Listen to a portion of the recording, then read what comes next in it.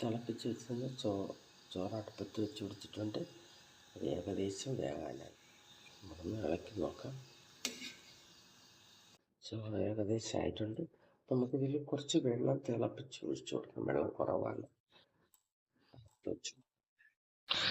സാമ്പാറിലും ഉള്ളിയും പരിപ്പും എല്ലാം കൂടി ഞാൻ അടുപ്പത്ത് വെച്ച് കൊടുക്കുന്ന ചീനിമരയ്ക്ക എല്ലാം കൂടി അടുപ്പത്ത് വെച്ച് കൊടുക്കാം. സാമ്പാറിനകത്ത് സാമ്പാറും ദോശയും ഉച്ചത്തെ ചോറിനും രാവിലത്തെ കാപ്പിക്കും സാമ്പാർ തന്നെയാണ്.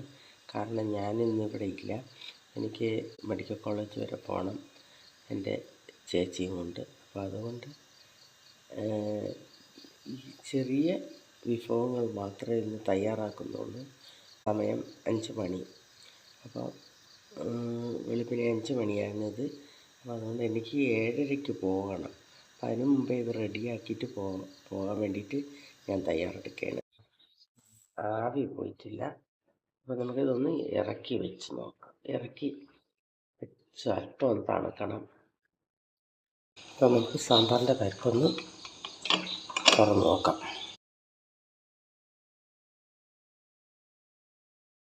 ഇതൊന്ന് ഇളക്കി നോക്കാം. അപ്പോൾ നമുക്കിതിലേക്ക് സാമ്പാറിൻ്റെ കഷ്ണങ്ങൾ ഞാൻ അരിഞ്ഞു വെച്ചിട്ടുണ്ടായിരുന്നു, അത് ഇട്ട് കൊടുക്കാം. ഇതിലേക്ക് നമുക്ക് മല്ലിപ്പൊടി ഇട്ട് കൊടുക്കാം. 1.5 ടീസ്പൂൺ മല്ലിപ്പൊടി ഇട്ട് കൊടുക്കാം. 1/4 ടീസ്പൂൺ അളവിന് ഉലുവപ്പൊടി ഇട്ട് കൊടുക്കാം. 1.5 ടീസ്പൂൺ മുളക് പൊടി ഇട്ട് കൊടുക്കാം. ഇതിലേക്ക് ഒരു പീസ് കട്ടക്കായം കൂടെ ഇട്ട് കൊടുക്കാം. ഞാൻ എൽജീരക കായം, കട്ടക്കായം ഇട്ട് കൊടുക്കണം, പൊടിയല്ല, ഇട്ട് കൊടുക്കാം. ഇനി ഇതിലേക്ക് ഒരല്പം പുളി, ചോറിനും കൂടെ ഉള്ളത് കൊണ്ട് അപ്പോൾ അല്പം പുളിയും കൂടെ, അല്പം പുളിയും ഞാൻ പിഴിഞ്ഞുണ്ട്.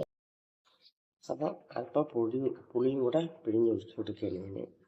അപ്പോൾ പുളിയാണ് ഞാൻ ഒഴിച്ചു കൊടുത്തത്. നമ്മുടെ സാമ്പാറിൽ നല്ല മിക്സ് ചെയ്ത് വെച്ചിട്ട് നമ്മൾ എടുത്ത് വെച്ച് കൊടുക്കാം. പരിപ്പിൻ്റെ കൂടെ തന്നെ ഉപ്പ് വയ്ക്കും. അപ്പോൾ തിളച്ച് പൊങ്ങി പാത്രത്തിൻ്റെ പുറത്തൊന്നും വീഴില്ല. അതിനാണ് ഉപ്പ് നേരത്തെ തന്നെ ഇട്ട് വയ്ക്കണം. നമുക്ക് അടച്ച് വെച്ച് കൊടുക്കാം. നമ്മുടെ ചോറ് ഇവിടെ റെഡി ആയിട്ടുണ്ട്. ചോറ് നല്ല പരുവത്തിന് വെന്തിട്ടുണ്ട്. ഊറ്റിയെടുക്കും. അപ്പോൾ ഈ അടുപ്പിൽ തന്നെ നമുക്ക് സാമ്പാർ വെച്ച് കൊടുക്കാം. സാമ്പാർ അടുപ്പിൽ വെച്ച് കൊടുത്തിട്ടുണ്ട്. ഇനി ഞാൻ ചുരക്കയാണ് തോരൻ വയ്ക്കാൻ എടുത്തിട്ടുള്ളത്. അപ്പോൾ അതിങ്ങനെ നമുക്കൊന്ന് ചെത്തിയെടുത്ത് തോരൻ വയ്ക്കാം. നമ്മുടെ സാമ്പാർ ഇവിടെ റെഡി ആയിട്ടുണ്ട്. സ്റ്റൗ ഓഫാക്കി കൊടുക്കാം.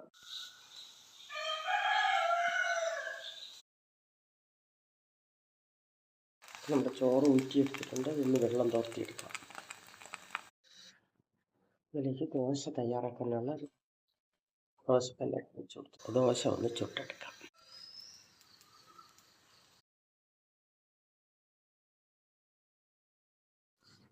സാമ്പാർ റെഡി ആയിട്ടുണ്ട്. നമ്മൾ നിന്ന് താളിച്ചൊഴിച്ച് കൊടുക്കാം. ദോശ ഇവിടെ ചുട്ട് കഴിഞ്ഞ് അത് നമുക്ക് ഒന്ന് അടച്ചു വെച്ച് കൊടുക്കാം.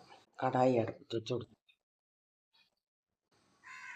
നമുക്ക് സാമ്പാറിനൊന്ന് താളിക്കണം, അതുപോലെ തോരനും വെക്കണം. പിന്നെ സാമ്പാറിന് ഒഴിച്ചു കൊടുത്ത്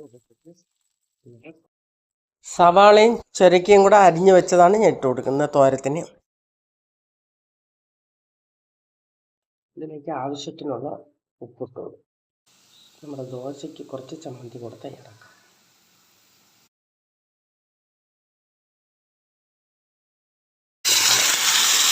ചമ്മന്തി ഒഴിച്ചു കൊടുക്കുക. അരച്ച് വെച്ചിരുന്നത് ഒഴിച്ചു കൊടുക്കുക. ആവശ്യത്തിന് ഉപ്പിട്ട് കൊടുക്കാം. വാള ഉണക്കമീനാണ്. ഞാൻ മസാലയൊക്കെ പുരട്ടി വെച്ചിട്ടുണ്ട്. ഇതിലേക്ക് നമുക്ക് ഉണക്കമീൻ ഇട്ട് കൊടുക്കാം. ഇന്നത്തെ ദോശ, സാമ്പാർ, ചമ്മന്തിക്കറി, കട്ടൻ കാപ്പി ഇവിടെ റെഡിയാണ്. അപ്പോൾ ഇനി അടുത്ത് നമ്മുടെ ചോറിലോട്ട് പോകാം. അപ്പം നമ്മുടെ ഇന്നത്തെ എൻ്റെ ഒരു ദിവസം ഇവിടെ ആയിരിക്കുകയാണ്. അപ്പം ചോറ്, സാമ്പാർ വെച്ചിട്ടുണ്ട്, ഉണക്കമീൻ വറുത്തതുണ്ട്, തോരനുണ്ട്. ഇതാണ് ഇന്നത്തെ വിഭവങ്ങൾ.